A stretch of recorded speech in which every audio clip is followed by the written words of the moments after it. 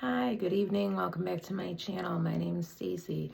So, to catch up in true crime really quickly, I don't have my notes, so I'm kind of doing this off the top of my head. Out of New Orleans, in terms of the jail escape, there are still 2 inmates on the loose. They are both violent and need to be caught. I know there's been something like 13 people arrested at this point for helping. I mean, one of the grandmothers and one of the fathers of these guys have been arrested. I mean, I'm sure the family loves them, but one of the guys' families has been out on the news saying, please turn yourself in out of the 2 guys that are still missing. And then in Arkansas, there is a former sheriff who is a killer who just escaped, and there's a manhunt for him in Arkansas.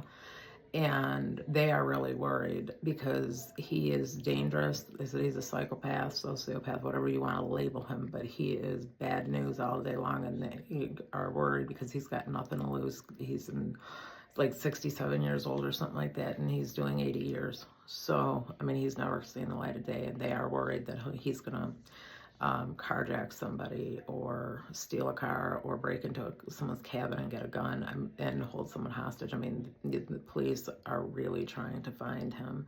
So if you are in Arkansas, be careful, depending on, what part of Arkansas you're in, but I'm assuming if you live in Arkansas, you are well aware of the news. Of what's going on with that. But, I just hope everyone is, locking their doors and being safe, like military and police people will tell you, watch your six. There was a horrible killing like 2 years ago of a young girl who, she was used to being on guarded property, like embassy property.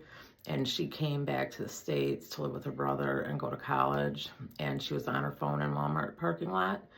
She had taken a job there, and she was at work early, doing the right thing. She's in her car on her phone. A guy's watching her. She gets out of her car, and he grabs her, and she is no longer with us. So, that was a horrible case. Nice girl, just naive to safety precautions. And, yeah, I mean, there was security footage where you could watch and walk around her.